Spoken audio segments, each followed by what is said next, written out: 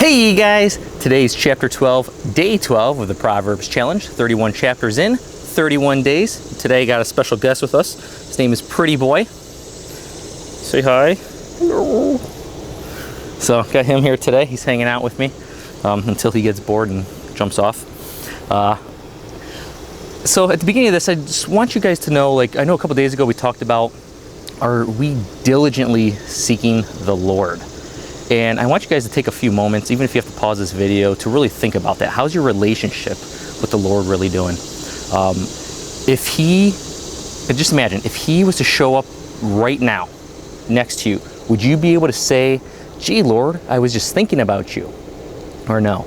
So take a few moments, pause the video if you have to, pause it, and just dwell within the Lord and just reach out to him and talk to him and see what he's got for you. And then come on back and we'll start up. All right, guys, so hopefully that was uplifting and spiritual for you guys.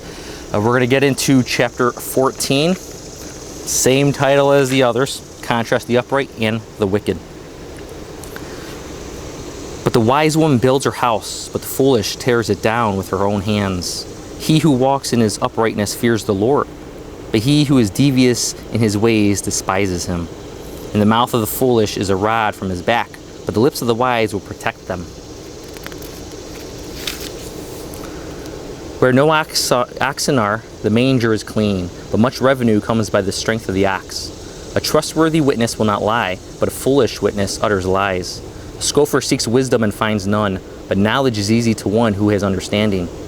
Leave the presence of a fool, or you will not discern words of knowledge. The wisdom of the sensible is to understand his way, but the foolishness of fools is deceit. Fools mock at sin, but among the upright there is goodwill. The heart knows its own bitterness, and a stranger does not share its joy. The house of the wicked will be destroyed, but the tent of the upright will flourish. There is a way which seems right to a man, but its end is the way of death. Even in laughter the heart may be in pain, and the end of joy may be grief.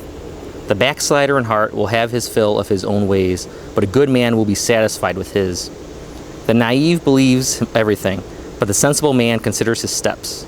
A wise man is cautious and turns away from evil, but a fool is arrogant and careless. A quick-tempered man acts foolishly, and a man of evil devises is hated. The naive inherit foolishness, but the sensible are crowned with knowledge. The evil will bow down before the good, and the wicked at the gates of the righteous. The poor is hated even by his neighbor, but those who love the rich are many. He who despises his neighbor sins, but happy is he who is gracious to the poor. Will they not go astray who devise evil? But kindness and truth will be to those who devise good. In all labor there is profit, but mere talk leads only to poverty. The crown of the wise is their riches, but the folly of fools is foolishness. A truthful witness saves lives, but he who utters lies is treacherous. In the fear of the Lord there is strong confidence, and his children will have refuge. The fear of the Lord is a fountain of life, that one may avoid the snares of death.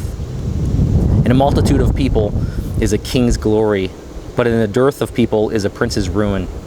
He who is slow to anger has great understanding, but he who is quick-tempered exalts folly. A tranquil heart is life of the body, but passion is rottenness to the bones. He who oppresses the poor taunts his maker, but he who is gracious to the needy honors him. The wicked is thrust down by his wrongdoing, but the righteous has a refuge when he dies. Wisdom rests in the heart of one who has understanding, but in the hearts of fools it is made known. Righteousness exalts a nation, but sin is a disgrace to any people. The king's favor is toward a servant who acts wisely, but his anger is toward him who acts shamefully. So the verses here that get me is 26 and 27. And it says, in the fear of the Lord there is strong confidence, and his children will have refuge. The fear of the Lord is a fountain of life, that one may avoid the snares of death. And also here, so in this translation, the NASB, besides fear, it also has reverence. So I just want to give you guys the definitions of it on dictionary.com. So fear is a distressing emotion aroused by impending danger, evil, pain, whether the threat is real or imagined, the feelings or condition of being afraid. It also has concern or anxiety, and reverential awe, aspiring toward God. And what does reverence mean? So reverence is basically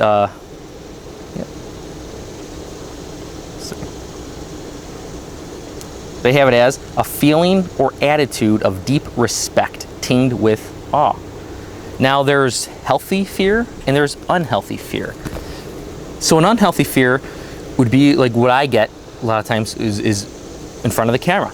You know, it's a fearful thing, right? I get nervous, I get scared, you feel the anxiety going, and it's like, do I do this, do I not? And it's just an unhealthy fear. There's nothing to be fearful of. It keeps me from making videos. And the thing is though, I can go and delete this right now and you guys would never see it. So there's nothing to fear. That's an unhealthy fear. And a healthy fear is, say you're looking over a cliff, you're getting close to it, and you start looking over that cliff, and then you're gonna be fearful, like, oh, I'm gonna fall. That's a good, healthy fear, because it's warning you, saying, hey, you take one more step, something bad's gonna happen. Or you can be in a fighter jet and you get too close to the ground, there's gonna be warning buzzers going off constantly saying, warning, warning, ground, ground, ground, and that's gonna give you a fear, a healthy fear, like, hey, if you don't pull up, something bad's gonna happen. So that fear is the fear of the Lord. When we fear the Lord with the healthy fear, He's gonna correct us. He's gonna correct our ways, because that means we're in danger of death, which He says. So, and we don't want that, so we use that as correction, as a healthy fear. So I just want you guys to think about that. Again, go back in chapter 14, reread it, and also again, guys, if you guys didn't at the beginning of the video, just really dwell on the Lord, especially now. Take time, think about Him throughout the day, because again, if He appears to you right at this moment, can you truly say, Lord, I was just thinking of you? So there you have it for today, guys. Tomorrow's chapter 15. I'm looking forward to it. I love you guys. Peace. I'm out.